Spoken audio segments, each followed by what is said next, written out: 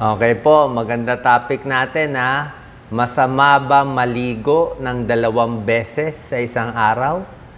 Okay, ganyan ba kayo maligo 2 times a day? Ano ba yung tamang pagliligo? Actually, sagot natin dyan, depende. Pwede po kayong mag-comment, ilang beses ba kayong maligo sa isang linggo? Araw-araw ba kayo naliligo? Once a day? 2 times ba sa isang araw?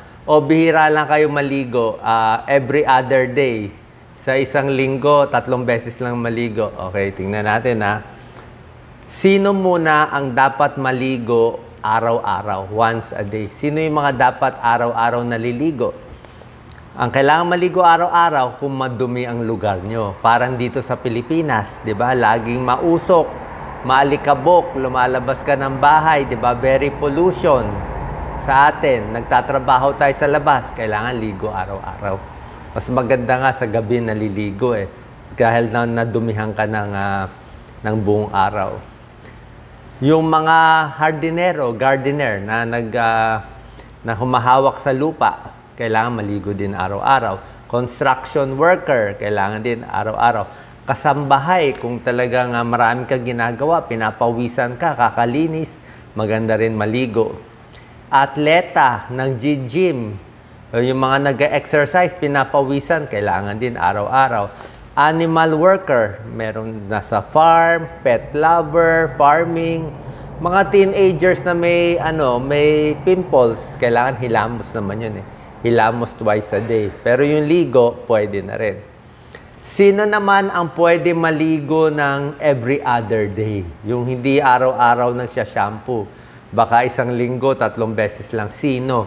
Kung malinis naman yung lugar nyo. Let's say, nasa ibang bansa kayo, malamig ang lugar, nasa bahay ka lang, hindi ka naman nadudumihan, pwede mas madalang ang pagligo. Ano mangyayari kung maliligo ka ng 2 beses sa isang araw? Okay, good ba or bad? Ayon sa mga dermatologists, medyo hindi maganda. Medyo bad daw yung 2 times a day. Lalo na sa buhok, pag isa-shampoo mo 2 times a day. Ano ang 5 possible mangyari pag twice ka maliligo? Number 1, madadry masyado ang balat. So, pag very dry ang balat, mababawasan yung oil sa balat natin, pati yung healthy bacteria natatanggal din. Kung biro mo, ligo ka na sa umaga, ligo ka pa sa gabi. Tapos magkakaroon ng skin irritation, skin dryness, pwede magpantal-pantal, lalo na kung mainit ang pinagliligo mo. Mamaya may tips tayo yung tamang pagligo. Number 2, pwede magkaroon ng skin sensitivity. Lalo na yung mga may sakit sa balat, yung mga may psoriasis, may eczema, hindi pwede madalas ang ligo doon. Lalo magsusugat-sugat. Number 3, kung nalalagas ang buhok mo, kung nag-hair fall ka, hindi rin maganda ligo ng ligo, lalo malalagas. Bakit?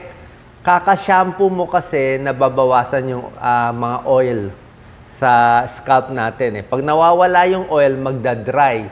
Pag nag-dry ang buhok natin, lalong mag-hair fall. Mapipilitan siya mag-produce ng more oil. Number 4, pag ligo ka ng ligo 2 times a day, sinabi ko, di ba, magda-dry yung scalp natin, yung anit, dadami dandruff. So, pag dumami dandruff mo, masyadong dry, lalong malalagas yung buhok, mamangangati ka.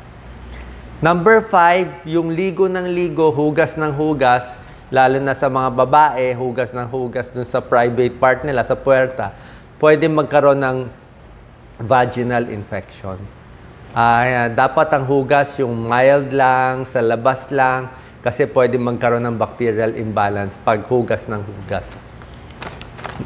Ano naman po ang 10 tips sa tamang pagligo? Ito, tuturo natin, baka mali pagligo nyo Number 1, dapat, payo to ng dermatologist, maiksi lang yung panahon na nagbabasa kayo.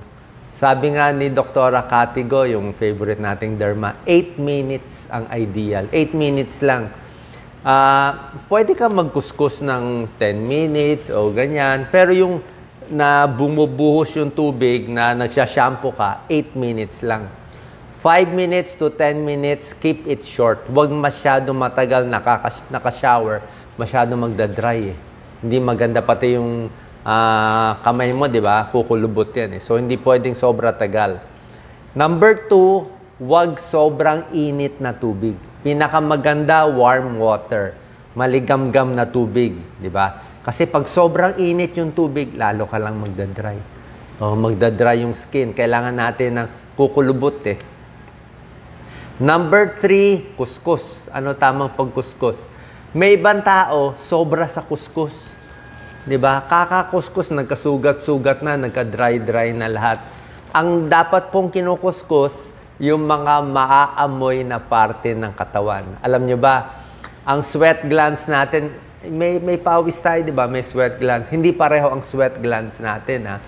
Ang sweat glands mo dito sa paa, dito sa balat natin, sa kamay, iba yung sweat glands dito, walang amoy. Pero ang sweat glands natin sa kilikili, mabaho eh. Sa singit, may amoy din. May body odor.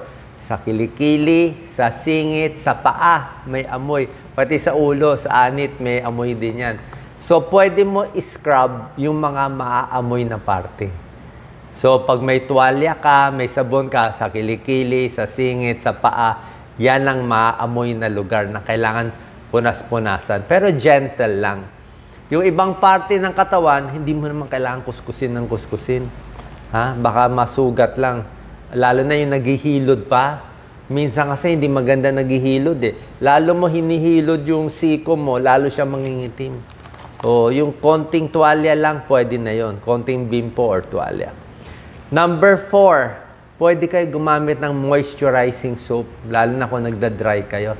Nagda-dry yung skin. Alam niyo yung nagda-dry? Ano ang moisturizing soap? Wala tayo ina-endorse. Ang alam ko lang yung Dove.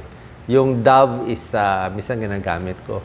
Na pag feeling ko nagda-dry. Ewan ko pa kung may ibang mga moisturizing soap. Pwede kayo pumili ng gusto nyo. Number 5, pagkaligo nyo, pagkatapos maligo, yun ang pinakamaganda maglagay ng moisturizer.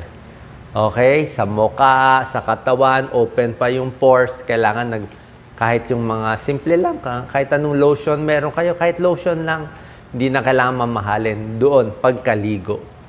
Number 6, kailangan malinis ang tuwalya. Yung tuwalya ng pagpunas nyo, kailangan malinis. Kasi pag luma, basa, mabaho, magbabody odor ka. Tsaka yung towel na luma, mabilis puntahan ng bakterya. Okay? So, bakit nangangamoy? Baka yung towel mabaho. Kailangan mahanginan at matuyo. Number 7, ito napakahalaga. Kung dinadry mo ang buhok mo, di ba? Yung iba, pag nag-dry, ganyan, di ba? Basa, malalagas buhok nyo. Oo, siguro pag 20 years old ka, pwede ka magganyan-ganyan. Pero pag tayo, nalalagas na ang buhok, ganito lang ang mag-dry. Kunin mo yung tuwalya mo, dampi-dampi lang. Huwag mong gaganyanin kasi pag basa ang buhok, pag matanda na tayo, mabilis na yan. Marupok na eh. Mahuhulog yan. Makita nyo yung drain. Diba? Nagsasabi ba ako ng totoo? Hindi. Tingnan mo yung drain. Ang daming buhok. Kasi lalo na pag kinukuskus mo, dahan-dahan lang ang kuskus. Lalo lang malalagas lalo. Kasi pag matanda, humihina na yung buhok, nagiging marupok, at pagbasa ang buhok, mas mahina siya. Minsan napansin ko pag yung shower masyadong malakas, hindi rin maganda, lagas din buhok ko eh. Pag malakas yung shower, yung masakit, malalagas din, kaya dahan-dahan lang. Huwag din masyadong lalakasan yung shower. I-adjust nyo na lang. So, dampi-dampi lang. Bukod sa buhok, dinadampi-dampi, pati kung meron kayong mga sugat-sugat, may eczema, may psoriasis, dampi-dampi lang. Huwag ganun-ganunin, lalo kang masusugat, ha? Number 8, ito very important. Pagkaligo, i-dry mo maigi itong mga maamoy na parts. Anong ibig ko sabihin? Tuyuin maigi ang kilikili. Kundi mangangamoy. Kailangan dry na dry. Hanginan mo pa. Sa singit, kailangan dry na dry na dry. Kasi pag nagsuot kayo ng underwear, tapos basa pa yan, kita mo mamaya, maamoy na agad. Diba? Kasi maamoy na yung parts eh. Tapos iniwan mo pa basa, madilim. Baka tubuan pa ng fungal infection. Kailangan dry na dry. Huwag din masyadong masikip ang underwear. Yan ang payo ng ating dermatologist, si Dr. Catigo. Sabi niya, para hindi mag-vaginal infection, hindi mag-UTI, ang size daw ng underwear ng babae kailangan 1 size bigger. Sabi niya, medyo mukhang losyang pero okay lang. Pag medium ka, kunin mo large. Pag large ka, kunin mo extra large. Mas maluwag, mas presko para hindi magkaroon ng infection. So, kailangan dry ang mga maamoy na lugar. Okay? Pati paa. Lalo na yung daliri ng paa, yung pagitan ng paa natin.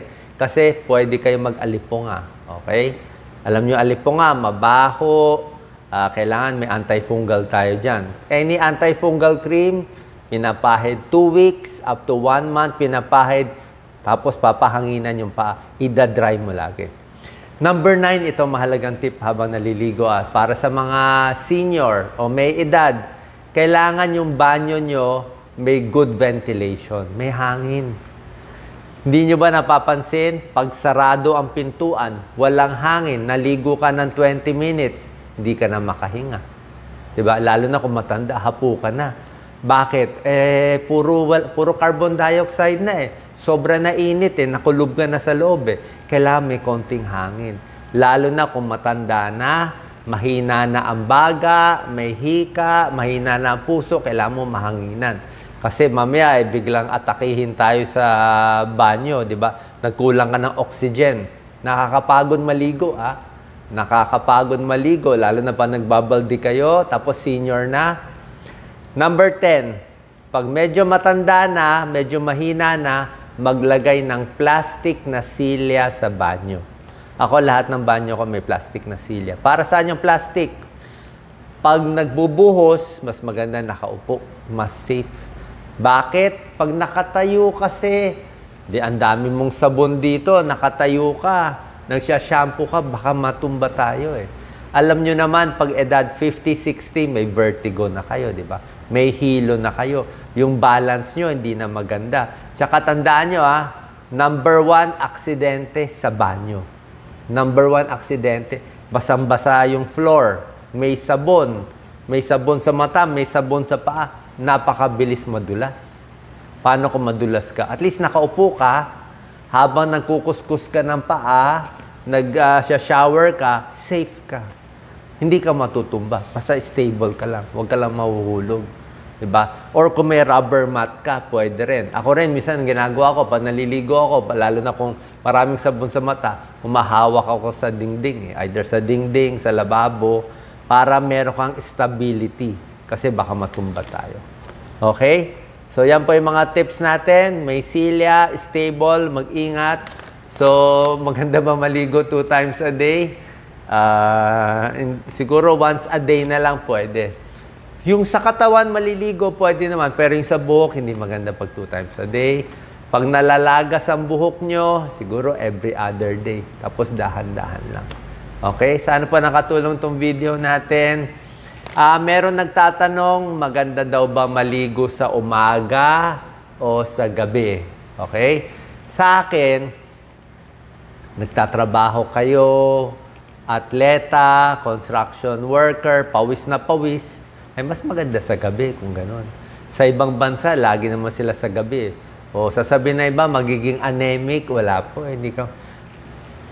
Magiging anemic, hindi po. Hindi tunay. Magiging pasmado, mapapasma, o sige, ganito. Pag napagod kayo, napawisan kayo, galing trabaho, di ba? Nakasapatos kayo, naka-rubber shoes. Pag uwi nyo, tanggalin mo na yung sapatos, tanggalin yung medyas, pahinga kayo ng 15 minutes up to 30 minutes. Pwede yan. 15 minutes to 30 minutes, pahangin muna, relax muna. Pag relax na, pwede na maligo. Kung takot man kayo sa pasma, hindi na kayo mapapasma yan. At least, kinul down mo muna yung katawan mo. Tapos yung tubig, sabi ko, lukewarm, pinakamaganda. Tapos pag maliligo kayo, maraming benefits, di ba? Bawas pimples, bawas dumi, bawas mga infection. Meron pa, lastly, ano mangyayari, ito dapat another topic to. Ano mangyayari kung di ka maligo ng 1 linggo, 2 linggo? Meron ba mangyayari? Meron mangyayari. May tawag dyan Parang dermatitis neglecta. May medical term yan check ko lang maigi, hindi ko pa na-prepare. Pero may medical term yan, yung hindi naliligo. Nakita nila yan minsan sa yung mga street people na wala ng bahay, 2 linggo, 3 linggo, hindi naliligo. Alam nyo anong mangyayari? Kakapal yung balat. Kakapal yung balat, magkakaroon ng brown. Parang nagbabalat siya ng brown. So, super dumi ang nangyayari. Nagiging brown yung mga libag, tapos nagkakaroon ng mga skin problem. So, hindi rin pwede talaga hindi maligo. So, piliin nyo yung tamang ligo. Once a day, pag nasa Pilipinas, pwede sa gabi. Sa akin, mas gusto ko sa gabi. Gusto nyo sa umaga, okay rin naman. Kung nasa abroad, pwede naman every other day, lalo na kung nalalagas yung buhok. Dahan-dahan lang po, tamang pagligo para sa inyo. God bless. Share po natin.